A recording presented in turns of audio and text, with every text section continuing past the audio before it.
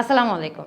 আজকের ক্লাসে আমরা 10টা এমন ইংরেজি শব্দ শেখার চেষ্টা করব বা তাদের ব্যবহার শেখার চেষ্টা করব যেটা আমরা অনেক রেগুলারলি ভুল ব্যবহার করে থাকি।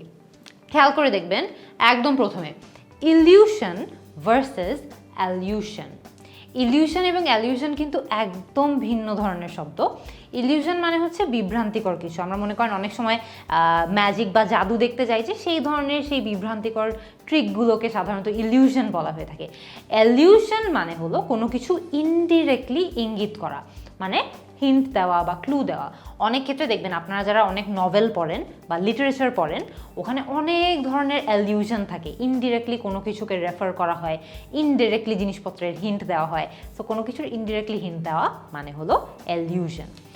ইররিগার্ডলেস ভার্সেস রিগার্ডলেস, এটাও আমরা অনেক বেশি ভুল করে থাকি। ইররিগার্ডলেস ইনফ্যাক্ট একটা টোটালি ভুল শব্দ। ইররিগার্ডলেস বলে কোনো শব্দই নাই।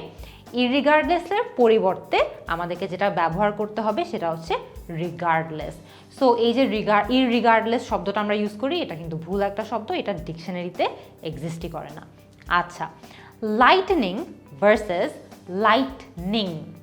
লাইটেনিং মানে হচ্ছে কোনো একটা জিনিস হালকা করা, আর লাইটনিং যেটাতে ই নাই সেটা হচ্ছে বজ্রপাত। আমরা বৃষ্টির সময় যেই বজ্রপাতটা হয় সেটাকে আমরা লাইটনিং বলি, আর লাইটেনিং হচ্ছে কোনো কিছুকে হালকা করা। এরপরে মনে করেন আরেকটা কনফিউজিং পেয়ার হলো লে ভার্সেস লাই। লাইয়ের অর্থ খুবই সহজ। নিজেই যদি আপনি কোথাও শুয়ে থাকেন তাহলে আপনি লাই ব্যবহার করতে পারেন। আপনি যদি মিথ্যা কথা বলেন তাহলে আপনি লাই বলতে পারেন। সো লাইয়ের অর্থ, আরেকটা অর্থ মিথ্যা কথা বলা, আবার আরেকটা অর্থ আছে নিজেই শুয়ে থাকা। কিন্তু খেয়াল করে দেখবেন এই যে লে শব্দটা আছে, এটা হচ্ছে কোনো কিছুকে কোথাও রাখা। সো আপনি যখন অন্য কোনো জিনিসের কথা বলছেন তখন আপনি লে বলবেন, আর যখন নিজের কথা বলছেন যে নিজেই কোথাও শুয়ে আছেন, লাই ব্যবহার করতে পারেন। কেউ যদি মিথ্যা কথা বলে তাহলেও লাই ব্যবহার করতে পারেন। এরপরে মনে করেন আরেকটা কনফিউজিং পেয়ার, সেটা হচ্ছে effect versus effect. Affect versus effect. Affect হচ্ছে প্রভাবিত করা, অ্যাফেক্ট মানে হচ্ছে প্রভাবিত করা। সো কোনো কিছু দ্বারা আপনি যখন এফেক্টেড হন তখন আপনি AFFECT এফেক্টেড ব্যবহার করবেন। আর কোনো কিছুর প্রভাবের কথা যখন বলেন তখন আপনি এফেক্ট উইথ অ্যান ই এটা ব্যবহার করবেন। হয়তো বা হিজ ইনজুরি এফেক্টেড হিম আ লট, মানে তাকে অনেক বেশি প্রভাবিত করেছে। The effect of his injury was severe, মানে তার ইনজুরির যেই এফেক্টটা ছিল, প্রভাবটা ছিল, সেটা অনেক সিভিয়ার ছিল। সো ডিফারেন্সটা আই হোপ আপনারা বুঝতে পেরেছেন। এরপরে আমরা যেই শব্দযুগলের কথা বলবো সেটা হচ্ছে ফার্দার ভার্সেস ফার্দার। একটা এ দিয়ে আর একটা ইউ দিয়ে। ফার্দার হলো দুটি বস্তু বা ব্যক্তির মধ্যে দূরত্ব নিয়ে যখন আমরা কথা বলি আমরা ফার্দার ব্যবহার করি। কি বলি? ফার্দার। যখন দুটো জিনিসের মধ্যে বা দুটো বস্তু ব্যক্তির মধ্যে দূরত্বের কথা বলছি। কিন্তু ফার্দার যেটা আমরা ইউ দিয়ে ব্যবহার করি সেটা হলো কোনো কিছু আরও আগানো। হয়তো আপনি বলতে পারেন যে I took his goal further, আমি জিনিসটাকে এগিয়ে নিয়েছি। কিন্তু আপনি যখন ডিস্টেন্সের কথা বলছেন, how much further is it, যা একটা জায়গা আরেকটা জায়গা থেকে কত দূরে, ওই ডিস্টেন্সের কথা যখন বলবেন তখন কিন্তু এখানে আপনি ফার্দার বা FA দিয়ে যেটা সেটা ব্যবহার করবেন। এরপরে আরেকটা শব্দযুগল হলো কমপ্লিমেন্ট ভার্সেস কমপ্লিমেন্ট। একটা হচ্ছে ই দিয়ে আর একটা হচ্ছে আই দিয়ে। ই দিয়ে যেই কমপ্লিমেন্টটা আছে তার অর্থ হলো কোনো কিছুর পরিপূরক, এমন একটা জিনিস যেটা অন্য আরেকটা জিনিসকে পূরণ করে। সাধারণত সেই সিচুয়েশনে আমরা কমপ্লিমেন্ট ই দিয়ে যেটা সেটা ব্যবহার করি। কমপ্লিমেন্ট আই দিয়েও লেখা যায়, যেটা আমরা COMPLIMENT কমপ্লিমেন্ট, সেটা হচ্ছে কোনো কারো প্রশংসা করা। So compliment versus compliment. এরপরে যেই শব্দযুগলটার কথা আমি বলবো সেটা হচ্ছে ফ্লন্ট ভার্সেস ফ্লাউট। এই দুটোও অনেক সময় ভুল ব্যবহার করে থাকি আমরা। ফ্লন্ট হলো নিজের যা সম্পদ আছে, যেমন টাকা, জিনিস ইত্যাদি, এই জিনিসগুলো অন্যদের দেখিয়ে বেড়ানো। সো জিনিসপত্র ফ্লন্ট করা, দেখিয়ে বেড়ানো। ফ্লাউট যেই শব্দটার কথা বললাম তার মানে হলো কোনো কিছু নিয়ে নিজের অপছন্দ প্রকাশ করা বা নিয়ম ভঙ্গ করা। খেয়াল করে দেখবেন এখানে কিন্তু আমরা দুটো অর্থের কথা বলেছি।